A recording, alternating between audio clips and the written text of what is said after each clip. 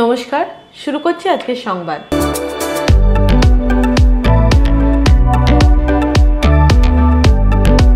পূর্ব বর্ধমান জেলার খণ্ডঘোষ ব্লকের অন্তর্গত বাদুলিয়া ফুটবল ময়দানে জেলার সদর সাউথ সাব ডিভিশনের ছাত্রছাত্রীদের নিয়ে কাবাডি প্রতিযোগিতা অনুষ্ঠিত হয়। সাব ডিভিশনের মোট 35টি স্কুলের 300 জন ছাত্রছাত্রী এই প্রতিযোগিতায় অংশগ্রহণ করে।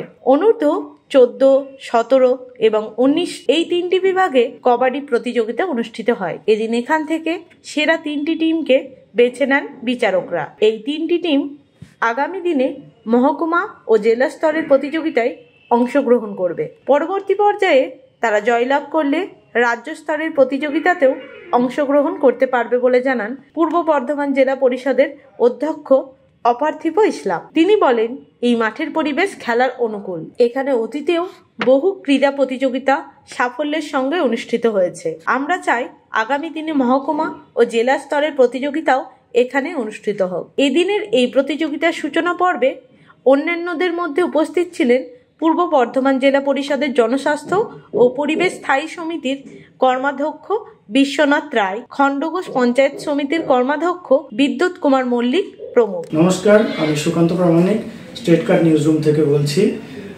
এবার থেকে আমরা একটা নতুন অনুষ্ঠান শুরু করছি আপনাদের জন্য, সঙ্গে ডাক্তারবাবু।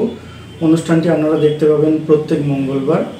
তবে সঙ্গে ডাক্তারবাবু থাকলেই হবে না, আপনাদেরকেও থাকতে হবে। আপনাদের জন্যই করা। এখানে আপনারা চিকিৎসা সংক্রান্ত বিভিন্ন বিষয়ে খুঁটিনাটি তথ্য জানতে পারবেন, যেগুলো হয়তো আপনাদেরকে কোনো না কোনোভাবে সাহায্য করলেও করতে পারে। যদি কোনোভাবে সাহায্য করে থাকে তাহলে সব থেকে আনন্দিত হব আমরা।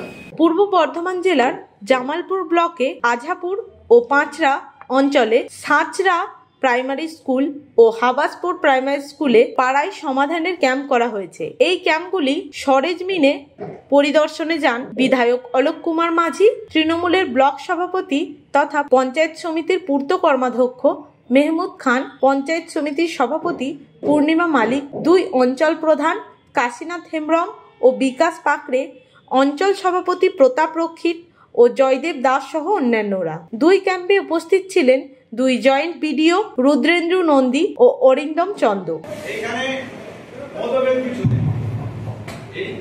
এইখানে আপনাদের কাছে যে হয়তো আমাকে প্রস্তাব দিল, উনি সমর্থন করলেন, এটা হলো না, এইটা কিন্তু আমাদের দ্বন্দ্ব না।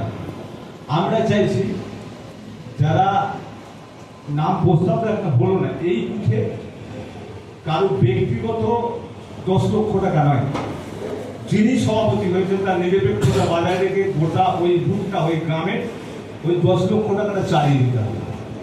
বোঝা গেল? কারণ এখানে উনি হওয়ার কথা উনি হলেন না, ইনি হলেন, এটা প্রশ্ন নয়। প্রশ্ন হচ্ছে আমাদের একটাই, 10 লক্ষ টাকা যে মুখ্যমন্ত্রী দিয়েছে ওটা যেন ঠিক ঠিক জায়গাগুলো কাজটা হয়। এই কারণেই আমরা এই হাউস থেকে নিরপেক্ষতা বজায় রেখে ওনার নামটা যখন এসেছে উনি ফাইনাল হলেন। ঠিক আছে?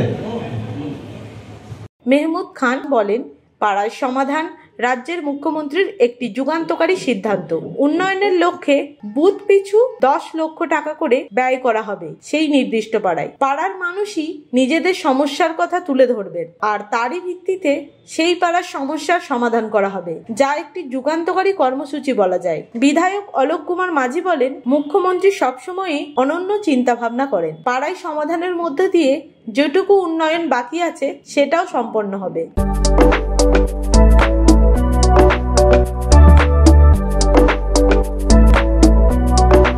এবছর উচ্চ মাধ্যমিক পরীক্ষা শেষের 5 মাস অতিক্রান্ত, এখনো পর্যন্ত স্নাতক স্তরের ভর্তি প্রক্রিয়া শেষ হলো না। দীর্ঘ 5 মাস লেখাপড়াবিহীন একটা গোটা শিক্ষাবর্ষের ছাত্রছাত্রীরা ভিড় বাড়ছে বেসরকারি কলেজের লাইনে। যাদের আর্থিক সঙ্গতি নেই বেসরকারি কলেজে পড়ার, তারা নয় লেখাপড়া বিমুখ হয়ে পড়েছে অথবা অন্য কাজে যুক্ত হচ্ছে। এই পরিস্থিতিতে অবিলম্বে স্নাতক স্তরে ভর্তি প্রক্রিয়া শেষ করে স্নাতক স্তরের ক্লাস চালুর দাবিতে পূর্ব বর্ধমান জেলার অতিরিক্ত জেলা শাসকের কাছে এসএফআই পূর্ব বর্ধমান জেলা কমিটির পক্ষ থেকে ডেপুটেশন দেওয়া হলো। এ প্রসঙ্গে ভারতের ছাত্র ফেডারেশন পূর্ব বর্ধমান জেলা কমিটির সম্পাদক উষসী রায়চৌধুরী বলেন, ছাত্রছাত্রীদের স্বার্থে আমাদের সংগঠন সবসময় তাদের পাশে রয়েছে। শিক্ষাক্ষেত্রে যে অনাচার চলছে তা অবিলম্বে বন্ধ করা প্রয়োজন বলেই আমরা এদিন এই ডেপুটেশন কর্মসূচিতে অংশগ্রহণ করেছি। নমস্কার, আমি সুকান্ত প্রামাণিক স্টেট কার্ড নিউজ রুম থেকে বলছি। এবার থেকে আমরা একটা নতুন অনুষ্ঠান শুরু করছি আপনাদের জন্য, সঙ্গে ডাক্তারবাবু।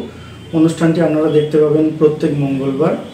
তবে সঙ্গে ডাক্তারবাবু থাকলেই হবে না, আপনাদেরকেও থাকতে হবে। আপনাদের জন্যই করা। এখানে আপনারা চিকিৎসা সংক্রান্ত বিভিন্ন বিষয়ে খুঁটিনাটি তথ্য জানতে পারবেন, যেগুলো হয়তো আপনাদেরকে কোনো না কোনোভাবে সাহায্য করলেও করতে পারে। যদি কোনোভাবে সাহায্য করে থাকে তাহলে সব থেকে আনন্দিত হব আমরা।